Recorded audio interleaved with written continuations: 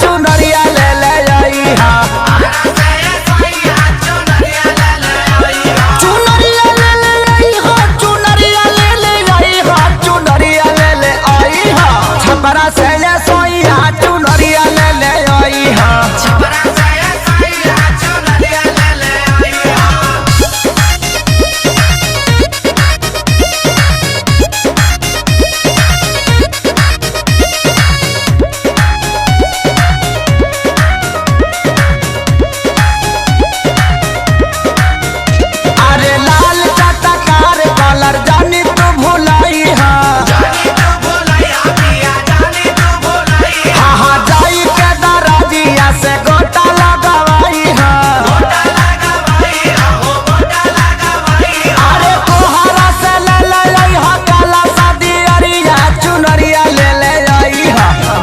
से ये सोइया चुनरिया ले ले आई हा